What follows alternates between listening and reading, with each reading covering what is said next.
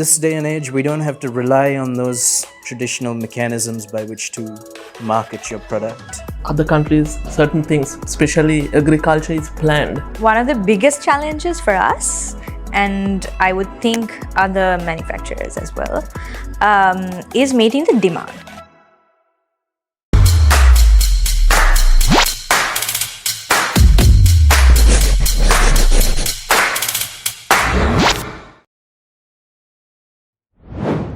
Welcome back everyone to the second part of today's episode on the pursuits of agriculture. So in this segment, we're actually going to focus on overcoming the challenges faced in agriculture. So Leshan, we know that farmers play a very pivotal role in agriculture. And however, there is a major issue we see in this industry, that is the unfairness faced by farmers. Can you tell us more about this major issue? All right, so this is just in my experience, but as I mentioned earlier, when it comes to the agribusiness supply chain, as I said, it's a old, unchanged system. Doesn't really work as well as it should now. Part of the big reason why I mentioned that is because the commission agent model is what you'll find across all the economic centers in the country. And that's the primary mode by which farmers distribute their product. It's through a commission agent. And that system has been around for, I don't know, I'd probably say a century even, if not longer. How it all started was, you're in the village, you're planting brinjal or something like that. You go to your nephew or your son or something and you tell him, look, I need a method by which to sell this in the cities. So you'd have a trusted guy you send into the city, and he's going to undertake your entire harvest, and he's going to keep a little cut somewhere. But he's in the city, and the farmer's all the way in Tanamavila or something. If it's your son or it's your nephew, you can trust him to communicate exactly how much was sold and at what price. You can trust him to do that.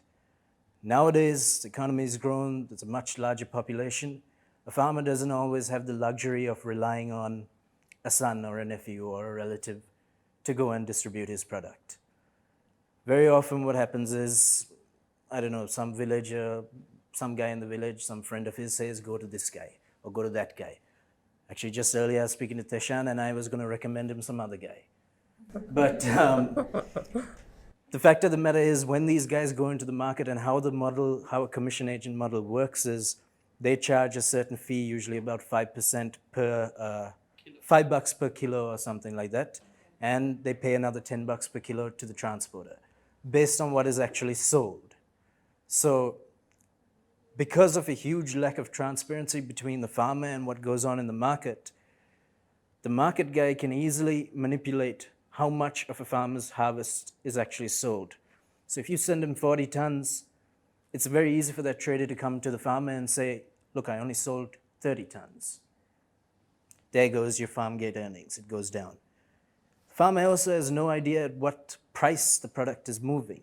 In the markets, the prices change, I wouldn't say like a stock market, but between 6 in the morning and 7 in the morning, there can be huge shifts in the prices.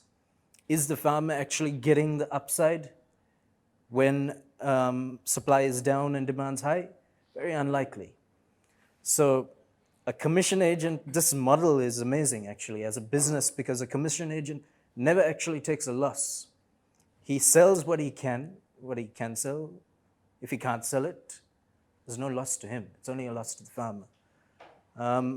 So a lot of people, when they talk about low farm gate earnings, predominantly people talk about wastage that occurs in transport, and that is a factor, yes, but I would venture so far as to say that when it comes to low farm gate earnings, there's a huge issue in the way that their harvests are distributed and ultimately end up with the consumer.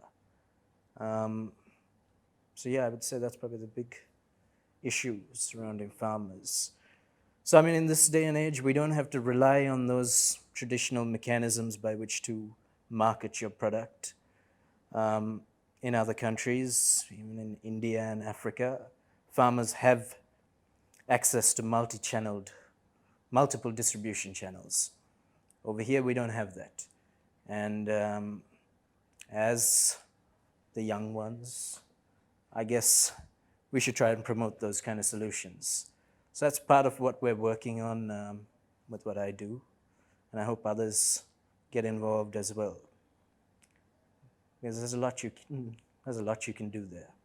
So in terms of like the work you do, what you're really you're working on bridging this gap that you see in the market. Yeah, so I guess to put it into perspective, in the future it's going to be all platforms. When it comes to distribution and stuff, even if you look at the banking industry and the insurance industry, the platforms are replacing the agents. It's just a more sustainable, more transparent way to do it. So part of what I do is enabling that platform to come to the market. But more specific to the farmer, what we want to do is to give him access to the logistical capabilities that he never had, to give him access to multiple distribution channels. You shouldn't have to rely on one single intermediary. You shouldn't send your harvest blindly always to Colombo. So I'll give you one example, like farmers in Thanamavilla, for the most part, will send their produce to Colombo. Colombo, let's say you take brinjal or something. Let's say Mr. Theshan over here had a mad harvest in Putlam, and he's just sending his entire harvest to Colombo. Thanamavilla, both guys sending their harvest to Colombo. Eventually, there's going to be an oversupply. But let's say Gaul market, which is usually fed by brinjal coming from, I don't know, Nurelia or somewhere like that. Nurelia had a bad harvest. Gaul market, there's no brinjal. Price is going to be through the roof. The farmer should have that ability to, instead of just blindly sending it to Colombo, he should be able to send it to Gaul. But right now, because he doesn't have that kind of market access, he doesn't have a guy who can help him get to the Gaul market, he's stuck. We really don't have to face those kind of issues in this day and age.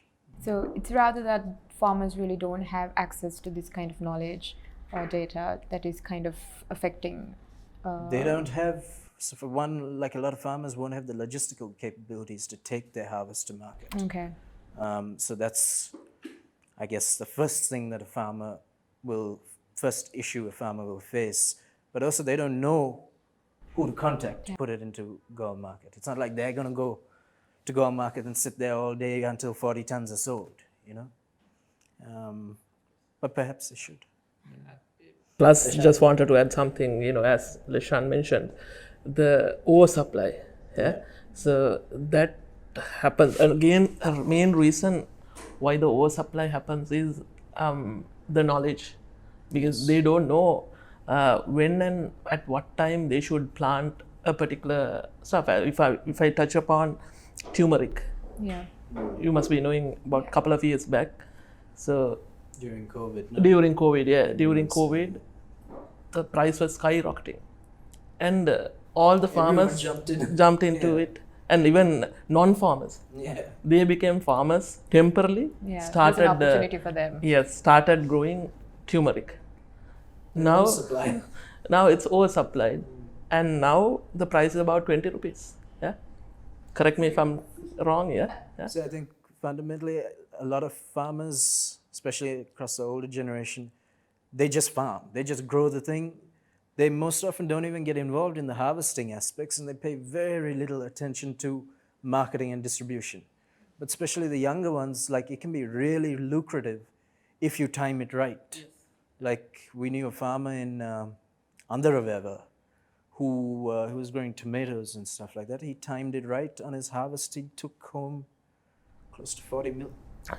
Yeah. Recently. So it was timing, and it was like knowing when to actually get it to the market. Yeah.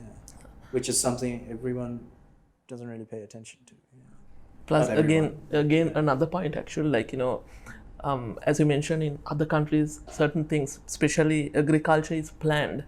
Yeah, maybe the government authorities or some private sector get involved into it, and they plan. Okay, let's say Putlam as an example. Putlam with the natural or natural conditions plus whatever the natural resources that they have, these particular companies, they do research and they advise him, okay, fine, Putlam, you're gonna grow this. Gall, okay, they analyze all the situations and they'll be advising, okay, Gall will be planting these type of crops or one variety of crop. So then there's no much clash and there will be a smooth demand for the Exactly. whatever the product, plus we can bring down the wastage. Yeah, we Because can it's bring more down the wastage efficient. because it's If you not plan. oversupply. Huh? So those are the, again, one point which we have to adhere and we have to bring into our system as well, because that I is think lacking right what now. you're touching on is essentially the lack of data. So Yeah. the farmer doesn't really have any clue how the demand is going to be in a certain month. If he did, and that becomes possible with tech, because then that tech is free, that data is freely available, then a farmer can easily plan ahead, right? Of course. You know, in February, this much of brinjal or whatever people are eating. So having that nowadays. access to technology and having that access to data would really make a big difference in the industry, is what you're saying. But see, as the stock market, my view, it should be in one platform, you know. Yeah. If I mention, like, you know, the price makers on vegetable or fruit market, there are few economic centers in the country. So that is Nethmie Dehigama, Dambulla, Colombo, and Nuwara. Those are the 4 price makers for the market. So they are the basically price makers. Yeah, that's So as Leshan mentioned, once the supply reach them, they will say, okay, fine, how much, like basically how much kilos of chili that they have, then they will start making the price. So those are the 4 price makers in the country, but still farmers doesn't know what is the going rate, how much of kilos or how much of tons of vegetables are these places are expecting. So if we can come It's up, practically impossible. Yeah. The prices are changing like that. yes. So if we can come up with a dashboard type of a dashboard where we can predict, you know. So Well, actually, they did that in Dambulla. They had a. Do you remember? I don't know if you've seen it. They had some kind of publication on some screen or something, where all the prices were shown. it is still there. But even now, they even have this central bank guys going out to all the markets collecting data on pricing and all that. But very rarely is that the actual price. Plus it is there, but they update No, because it's not accurate. that's they update it maybe after a week or 2. Every day they put the publication. Publication, but No it's one not a checks. good. No one checks. It's like, what? It's 500? No, no chance. It's not actual. It's not based on trading. It's based on someone going to a trader and asking how much. Yeah. And that trader has no incentive to tell the truth, right? Yeah, So he just put some random number. And the government has an incentive to keep the prices down, so the trader will probably go low on his price. So GEPic actually had a platform, like you mentioned, for some time. But unfortunately, it's on pause. So we did it together with another telco company. And unfortunately, around that time, they were going through a merger. So they kind of dropped it a little bit. It was a little difficult to get it going because it involved getting these farmers getting used to technology. So the platform was basically connecting the farmer directly to the buyer, no middleman. And we were also developing another thing where we would arrange the transport as well, get that also local drivers with lorries and trucks to get involved. But the challenge is to get people to understand how to use this technology. So we had buyers, we had sellers and buyers on that platform for some time as well. They were happy with it, but it's just getting the farmers and everybody used to it. And also there's pushback from the middleman as well because they're being completely cut out.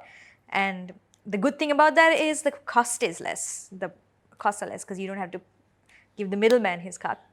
So yeah, that's another challenge, I would say. Yeah. Just wanted to add that. Thank you for sharing that. And I think really it's just that people are already working on, and if more people worked on breaking this system, it would really make a huge impact in the industry.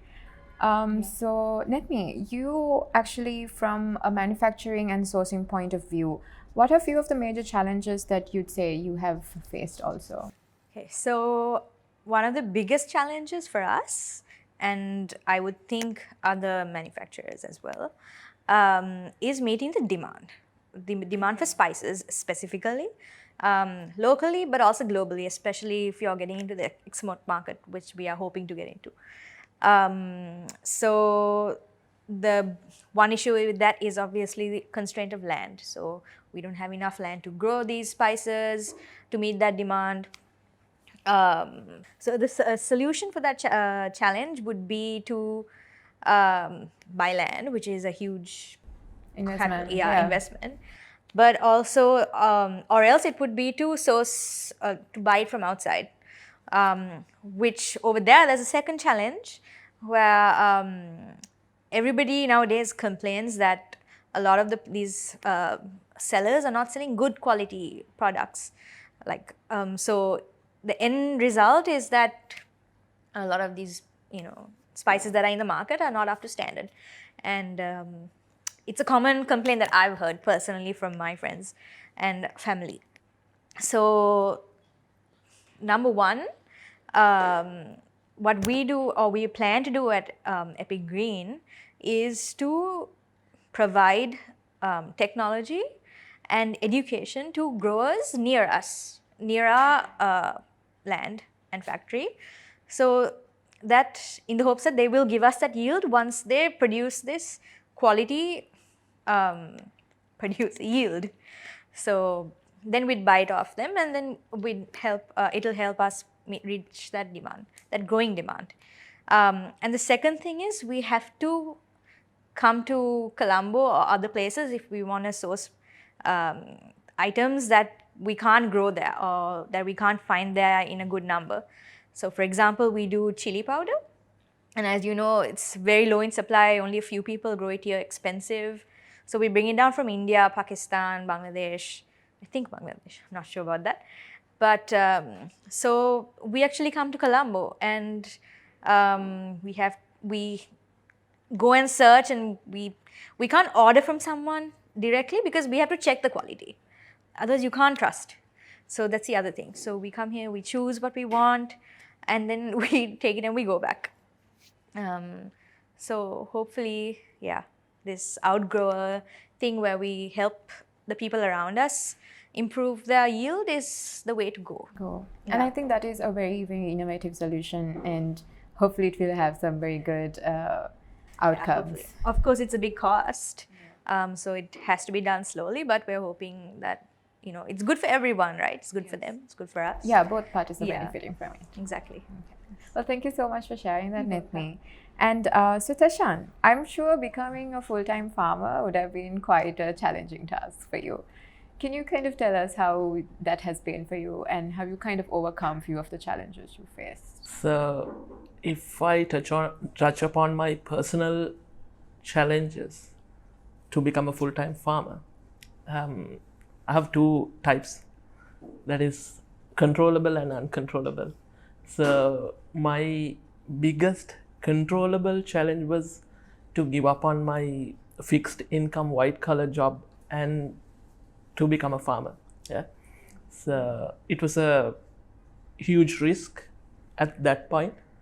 But still I believe on me. So I convinced myself, okay, I'm gonna try something, because as I mentioned, I had a personal goal to have my own thing. So therefore I grabbed the challenge. Yeah. So it was the biggest challenge which I had personally. So plus then I managed to speak to people, refer books, and gather information about agriculture. As I mentioned, I did a program at agriculture department. So those resources helped me to overcome that situation.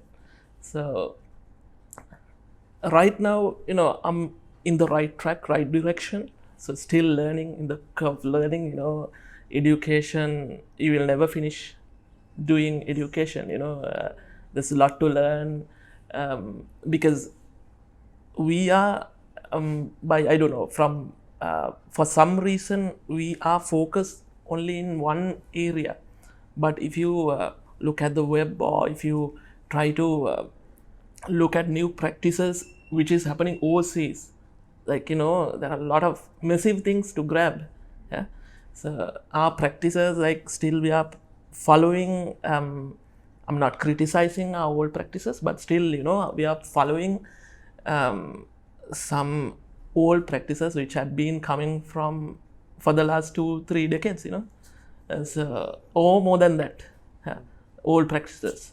So right now I'm in the process of learning them as well, and trying to introduce those into my own farm, so which I believe I'll be able to bring down certain unnecessary costs and make it more efficient. Yeah. So that is one controllable challenge. And if I touch upon uncontrollable challenge, the biggest challenge which farmers face is the weather. Yeah. So there are seasons, but comparatively, Sri Lanka is kind of a tropical country where we don't get snow and terrible weather, but still rain. If I touch upon rain, it can rain, it cannot rain, it can over rain. That situation is there. You might know about a couple of weeks back, a kilo of carrot went up to 2,500 to 3,000 rupees. Yeah, I think all of us kind of faced it. That is because of the rain. Yeah. So weather plays a major role. So therefore, most of my work are at the dry zone. My biggest challenge is water. Yeah? Okay. Because it's in the dry zone, I can't take a chance with water. So I have to plan it properly and come up with a solution. So I had to come up with a proper solution. So therefore, I have done some research, and I have already introduced a kind of a better irrigation system. Rather than a traditional watering system, I have introduced a sprinkle method right now, and I'm in the process of introducing a drip irrigation system as well, to minimize the cost, minimize the usage of water.